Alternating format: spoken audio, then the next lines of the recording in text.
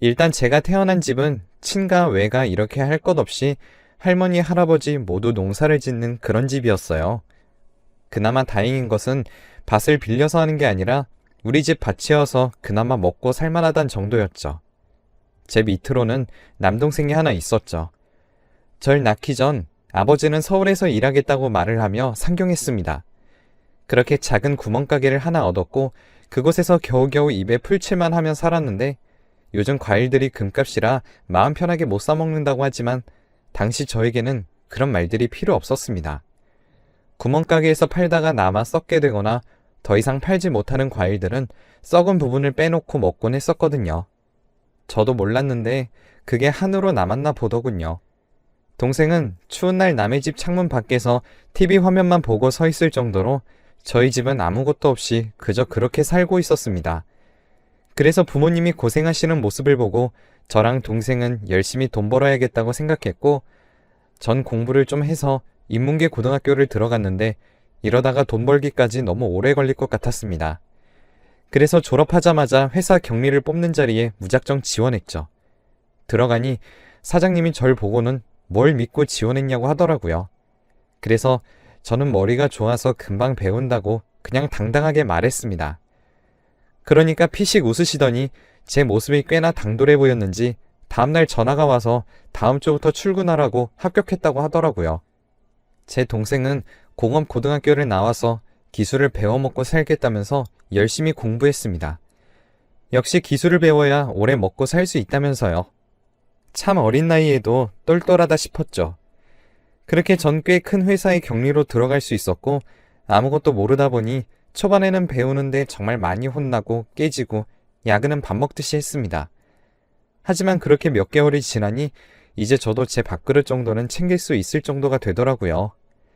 그때 저와 함께 배우던 동기와는 그야말로 자매 같은 절친이 되어 있었습니다. 아무래도 매일 아침 일찍 출근해서 보고 밤 늦게까지 함께 야근하고 그렇게 하루 24시간 중에 15시간 이상을 보니 친자매가 있다면 혹시 이런 기분일까? 라는 생각이 들 정도로 저희는 가까워지게 되었고 친했습니다. 그렇게 시간이 흘러 저에게도 후배가 생겼을 정도가 되었는데요. 그 후배는 제가 신입으로 일을 시작했을 때와는 달리 뭐든지 척척 알아서 잘 처리하고 제가 도와줄 일이 거의 없이 편했습니다. 그 모습을 보면서 제 사수였던 윗선배에게 저 가르치느라 고생했다면서 농담을 던지니 그걸 이제 알았냐고 웃을 정도였죠. 모든 사람들이 새로운 일 잘하는 신입 격리를 좋아하고 점점 더 많은 일들을 시키게 되었습니다. 저도 막내를 벗어나니 좀 여유로워지더군요. 그렇게 저도 연애라는 것을 시작하게 되었죠. 회사의 대리직을 맡고 있는 사람이었는데 주변의 평판도 좋고 키도 크고 얼굴도 잘생긴 사람이었어요. 게다가 일도 잘해서 앞으로 승승장구할 거라고 좋은 사람 만난다며 주위에서 부러움도 샀습니다. 거기에 회사가 너무 보수적이라서 복장만이라도 규제를 풀어달라는 저의 건의사항을 사장님이 받아들여 주셨고 그 일을 계기로 남자 직원들도 저한테 고맙다고 하더군요. 사장님도 절 눈여겨봐 주셨고 얼마 후 성과금까지 받아서 친자매 같은 동기가 부럽다 장난으로 저에게 시기할 정도로 즐거운 때였죠. 그날도 남자친구와 회사에서 조금 떨어진 곳에 맛집에서 데이트를 하는데 제가 지갑을 책상 위에 두고 온 것을 알게 되었어요. 집으로 가기 위해서는 돈이 필요하기 때문에 마지못해 회사로 다시 돌아가려는데 남자친구가 버스비를 줄 테니 늦었는데 그냥 가라고 하더라고요. 그런데 왠지 회사로 돌아가 봐야 할 것 같은 느낌이 들었습니다. 그래서 남자친구에게 회사도 가깝고 경비도 있을 테니 걱정 말고 들어가라고 했습니다. 그는 걱정이 되니 안 되겠다고 말하면서 함께 회사로 향했고 자기가 올라가서 지갑을 가져올 테니 이곳에서 기다리라고 하더라고요. 지갑이 어디 있는 줄 알고 그러냐고 제가 다녀오겠다고 했습니다. 그렇게 제 자리로 갔는데 저는 충격적인 장면을 보고 말았습니다. 후배가 제 자리 컴퓨터로 뭔가 하고 있었기 때문이죠. 제가 온 것을 보니 당황해하는 그 모습에 이상하다 싶어 뛰어가서 보니 세상에나 제 컴퓨터로 회사 자금을 횡령하고 있었던 것이었습니다. 저는 그 즉시 선배에게 전화를 걸어 지금 일을 말하려 했지만 남자친구가 제 손을 막는 것이 아니겠어요? 그래서 매우 당황했죠. 그리고는 왜 다시 오려고 했냐고 자기가 돈을 빌려준다고 했을 때 그냥 받아서 갔으면 이런 일 없었을 것 아니냐고 하면서 그제서야 두 사람이 짜고 돈을 횡령하려 했다는 것을 알 수 있었죠. 두 사람이 절 어딘가로 데리고 이동하는데 다행히도 경비가 그 장면을 발견할 수 있게 되었고 두 사람은 급하게 도망을 쳤어요.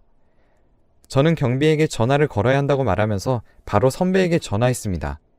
제 전화에 회사는 발칵 뒤집혔습니다.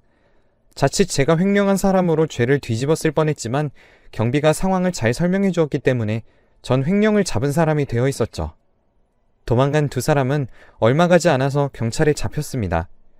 저는 이 공을 인정받아 승진했고 연봉도 꽤 많이 오르게 되었어요. 하지만 회사에서 제가 지나갈 때면 남자에게 속아 큰일 당할 뻔한 여자로 낙인이 되어 있어 그 회사에 있는 것이 괴로웠죠. 그나마 위안이 되는 것은 저와 친자매처럼 지내던 동기였습니다. 조금도 변함없이 저와 같이 밥 먹고 차를 마시며 전과 다름없이 대해주었거든요.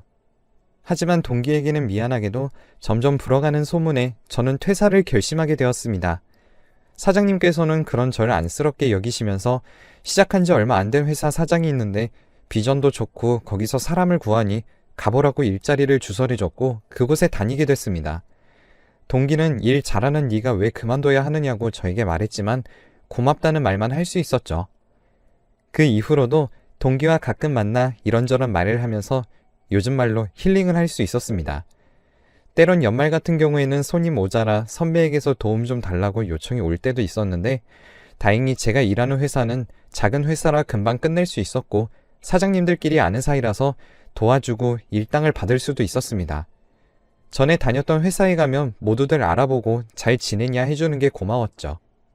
그렇게 3년 정도 이곳에 다니다 보니 제 회사도 점점 커지고 직원들도 많아지게 되었고 꽤 커다란 사무실로 옮겨 이제는 제법 회사라고 할 만한 크기가 되었죠. 정말 작은 회사에서부터 이곳에 있어서 그런지 제 회사가 성장하는 모습을 지켜보는 것 같아서 뿌듯하다는 생각이 들기도 했습니다. 물론 제 월급도 올랐지만요. 평소처럼 월말 월초 지옥의 구간을 끝내고 제 스스로에게 선물을 주기 위해서 칼퇴근을 하고 쇼핑을 하려던 찰나 사장님이 절 불렀습니다. 그리고는 저녁을 같이 먹자고 하더라고요.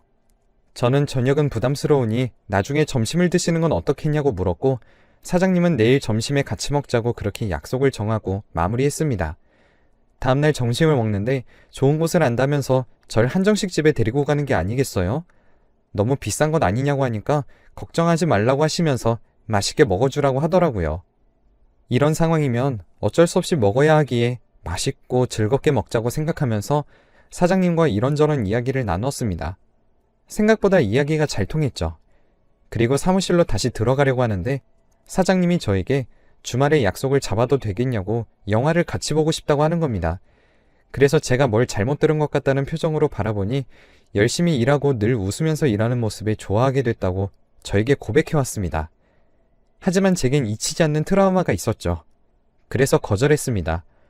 못 들은 것으로 하겠다고 하자 절 붙잡으면서 과거에 저한테 어떤 일이 있었는지 알고서 말하는 거라고 자기는 그렇게 절 속이는 일을 절대 하지 않을 거라고 하시면서 자신을 믿어달라고 간절하게 말하더라고요. 그 모습에 마음이 흔들려 주말에 만나 데이트를 하기로 했습니다. 그렇게 몇 번 만나 시간을 보내니 사장님은 참 좋은 사람이었습니다. 늘 제게 사랑을 아낌없이 표현하고 절 우선시해주는 그런 사람이었죠. 그런 모습에 결국엔 연애를 시작했습니다. 다시 연애를 시작한다는 소식을 가장 먼저 알려준 사람은 바로 제 전 직장 동기였습니다. 제 말에 당장 약속을 잡고 만나자마자 누구냐고 절 달달 볶아댔죠. 그래서 제가 우리 회사 사장님이라고 말하자 깜짝 놀라며 잘 됐다고 해주었습니다. 제 연애 소식에 그럼 앞으로는 만나는 걸 좀 자제하고 연애에 집중하라고 이제 결혼만 하면 되겠다는 동기의 말에 그 뒤로 점점 만나는 횟수가 줄어들게 되었고 어쩌다 보니 결국 연락이 끊기게 되었습니다.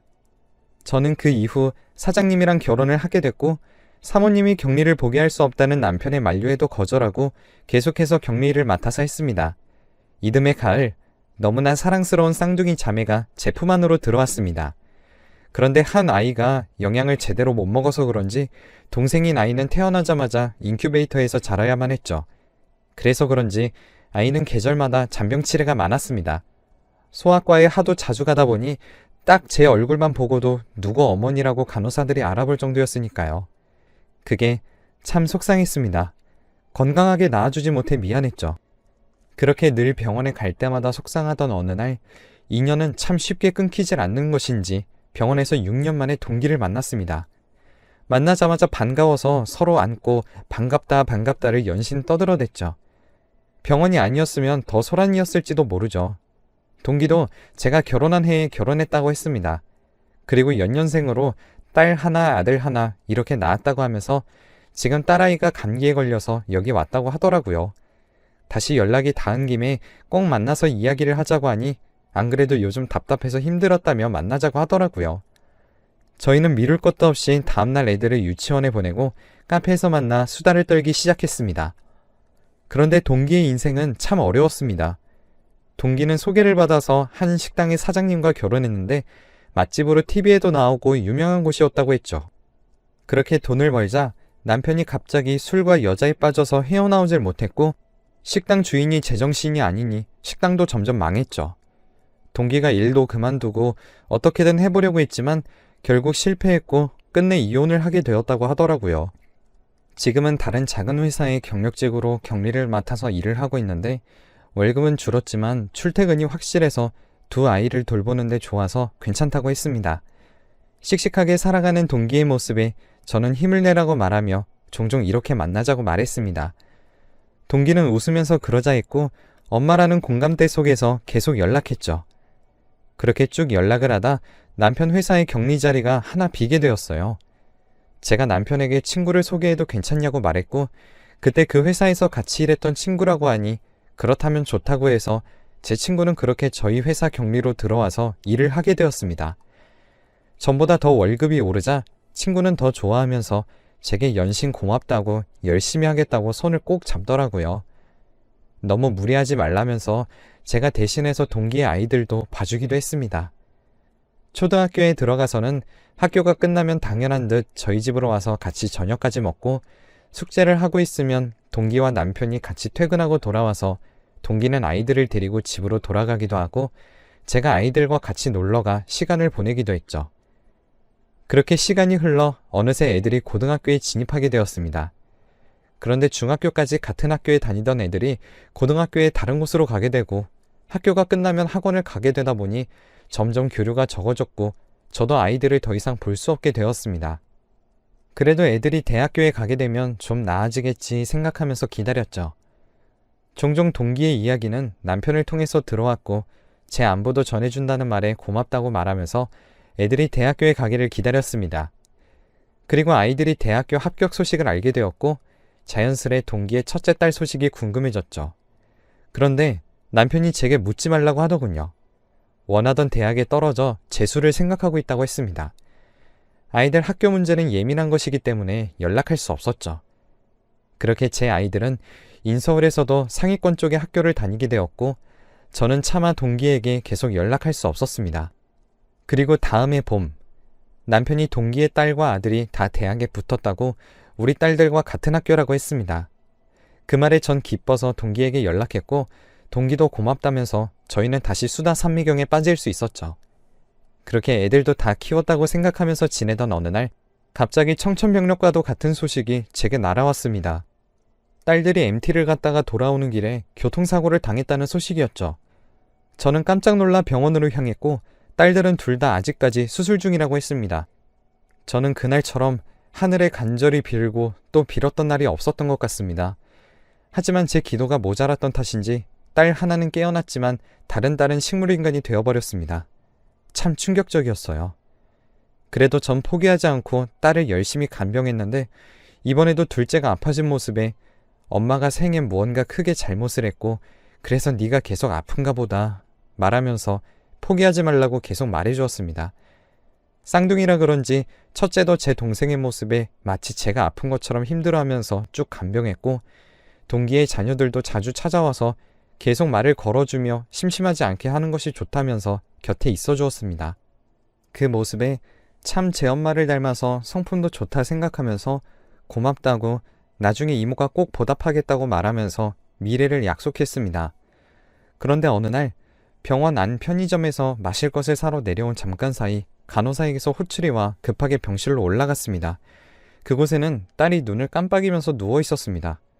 저는 다가가 딸의 손을 잡아주면서 고맙다고, 정말 고맙다고 말했죠.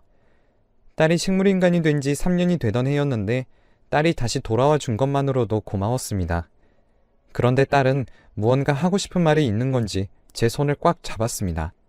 대체 뭘 말하고 싶은 건지 귀를 가져다 대보았지만 오랜 시간 목을 쓰지 않아서 그런지 말하는 걸 어려워했습니다. 저는 천천히 말하라고, 전 여기 계속 있을 테니 목이 괜찮아질 때까지 무리하지 말라고 했습니다. 제 말에 눈물 흘리는 딸의 모습에 대체 무슨 일인지, 혹시 무서웠던 것은 아닌지 걱정되기 시작했죠. 딸은 눈을 뜬 그 뒤부터 열심히 노력하면서 몸을 회복하기 시작했습니다. 딸의 소식에 동기도와 축하한다고 제 손을 꼭 잡았는데 평소 동기에게 하던 것과 다르게 딸이 쌀쌀맞게 굴어 제가 다 미안하다면서 아직 회복이 덜 되어서 그렇다고 말하며 동기를 내보낸 것이 한두 번이 아니었습니다. 딸이 어느 정도 목소리를 회복하고 엄마라고 저를 부르자 전 눈물이 나더군요. 딸의 목소리가 그렇게 반가운 적이 없었습니다. 그때 마침 옆에 있던 첫째도 눈물을 뚝뚝 흘렸죠. 하지만 둘째는 결의에 찬 표정으로 하고 싶은 말이 있다며 더듬거리며 말을 하기 시작했어요. 계속 쉬고 물을 마시고 하느라 2시간 동안 힘들게 말을 풀어나간 둘째는 말을 끝마친 뒤에 이제야 내려놓았기 때문인지 그대로 잠에 빠져들었고, 모든 이야기를 들은 저 그리고 첫째는 충격에 빠져서 서로를 멍하니 바라만 보고 있었습니다. 내용은 추잡하기 그지없었습니다. 알고 보니 제 남편과 동기가 바람을 피우고 있었다는 것이었습니다. 그것도 딸아이가 있는 곳에서 이야기를 했다고 하는데 동기가 남편의 회사를 오기 전부터 두 사람은 이미 관계를 맺은 뒤였다고 하더군요. 같은 회사에서 일을 하고 있고 동기를 회사에 소개시켜준 사람이 다름 아닌 저였기에 같이 밥을 먹으러 나가도 그 누구도 이상하다 생각하지 않았고, 그렇게 그 둘은 점심시간을 이용해 불륜을 저질렀다고 합니다. 두 사람의 대화를 들으면서 너무 힘들었다면서 당장 몸을 일으켜 고래고래 소리를 지르고 싶어 이리저리 움직였지만 움직여지지 않는 몸 때문에 답답하고 제 모습이 눈앞에 아른거려서 가슴이 미어졌다고 했습니다. 거기다 하루는 1인 실인 병실에서 두 사람이 다정하게 대화하는 소리를 들었다고 하는 딸아이의 말에 손이 바들바들 떨릴 정도였죠. 첫째는 둘째가 한 말을 다 녹음해 놓은 상태에서 잠들어 있는 둘째를 보며 제게 어떻게 할 것이냐고 물어보더라고요. 저는 첫째에게 미안하지만 네 아버지를 용서할 수 없을 것 같다라고 말을 했고, 첫째도 엄마, 우리 다 컸으니 그런 건 걱정하지 마. 알았지? 라면서 절 꼭 안아주었습니다. 그렇게 첫째에게 둘째를 부탁하고는 남편이 있는 집으로 돌아갔습니다. 제가 돌아오자 남편은 고생했다면서 참 젠틀한 모습으로 절 맞이했습니다. 남편의 그 모습이 가증스럽기까지 했죠. 저는 남편에게 둘째가 깨어났다고 말했고 남편은 자리에서 벌떡 서서 기쁜 듯이 바라보았습니다. 그리고는 서둘러서 병원으로 가려는 모습에 제가 말렸습니다. 대체 왜 말리냐는 남편의 모습에 제가 한마디 했죠. 둘째가 아빠 얼굴 안 보고 싶어 한다고 말이에요. 그러자 남편이 당황스러워했습니다. 그래서 전 첫째가 보내준 음성 파일을 들어 남편에게 들려주었어요. 그 내용을 들을수록 남편의 표정은 점점 하얗게 질려갔고 저는 이미 들었던 내용이지만 더 화가 차오르기 시작했죠.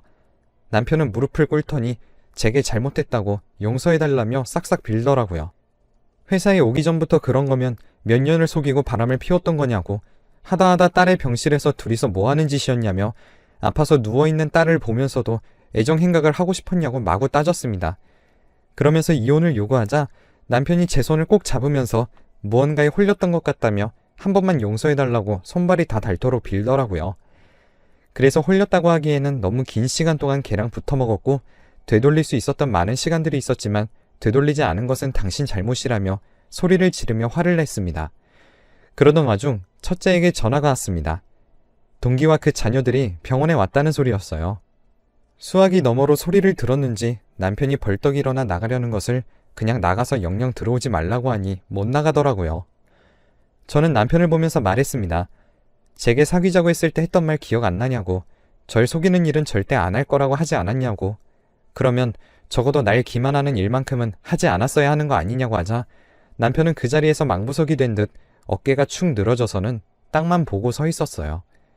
그런 남편을 돌아보지도 않고 그대로 집 밖으로 나섰습니다. 저는 느긋하게 택시를 타고 병원으로 갔더니 병실 밖에서 들어오지 못하게 하는 첫째와 대체 왜 이러냐고 말하는 동기, 그리고 자녀들이 서서 대치하고 있었습니다. 저는 동기에게 다가가서 물었습니다. 혹시 얘네들 아빠가 우리 애 아빠는 아니지? 제가 던진 말에 동기의 눈이 매우 커졌습니다. 동기의 자녀들은 대체 이게 무슨 말이냐고 동기를 보며 물었고, 동기는 제가 다 알았다는 사실에 대체 어떻게 알았는지 동공을 이리저리 굴리더군요. 그래서 저는 동기의 아들, 딸들에게 웃으면서 네 엄마랑 내 남편이 바람났다더라. 그걸 식물인간이었던 내 딸이 다 들었다더라. 라고 말하자 두 아이들은 처음엔 깜짝 놀라했죠. 그리고는 이내 엄마를 바라보며 설마 엄마 진짜야? 아니지? 라며 빨리 해명하라는 식의 간절한 표정으로 제 동기를 바라보았습니다. 동기는 제게 표독스럽게 말하더라고요. 제 남편과 놀아난 것이 맞다고 말이에요. 그러면서 제게 따지더군요. 같은 회사에 올 정도였으면 비슷한 스펙이라는 건데 저는 회사에서 대우도 받고 사장님 눈에까지 들어서 승승장구했었냐고요. 남자의 속아서 안 좋은 일이 있었다지만 결국엔 그것도 다 좋게 된 거 아니냐고, 그걸로 그만두고 이상한 스타트업으로 이직해서 회사를 떠나는 제 모습을 보며 우월감을 쭉 느끼고 싶었는데 사장이랑 결혼하는 모습이 배알 꼴렸답니다.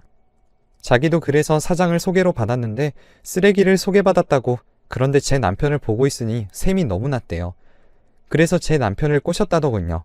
처음엔 거절하는 듯 하더니 결국엔 놀아났다고 비아냥거리며 제게 말하는데 참 그런 모습을 처음 봐서 그런지 제게도 충격이더라고요. 동기의 자식들은 충격이었는지 그대로 바닥에 주저앉았고 전 동기에게 웃으면서 말해줬습니다. 난 누구와 다르게 다른 사람이 씹던 껌은 안 먹어. 네가 씹던 껌 그냥 네가 다시 씹어라. 나는 그 사람이랑 이혼할 테니 너 가져. 필요 없으니까. 라고 말하고는 그대로 병실 안으로 들어갔습니다. 잠시 뒤에 떠나는 발소리가 들렸지만 무시했죠. 제 남편은 이혼만은 참아주면 안 되냐고, 사랑한다고, 자신이 정말 사랑하는 사람은 저뿐이라고 제게 빌면서 잡더군요. 저는 이미 떨어진 정 다시 이어붙일 생각이 없으니 도장만 찍으라 했고 결국엔 위자료를 챙길 대로 챙긴 후 이혼할 수 있었습니다. 물론 그 동기에게도 상간녀 소송을 걸었습니다. 거기에 받은 돈까지 합쳐서 전 이제 조용한 마을에서 딸 2명과 함께 마음을 다스리면서 살고 있습니다. 이제 딸들도 시집을 가면 적적해지겠지만 사람 인생이라는 것이 혼자 왔다가 혼자 가는 것이잖아요. 그런 것엔 연연하지 않고 지쳐있는 제 심신에 조금이라도 평안을 되찾으려고 합니다.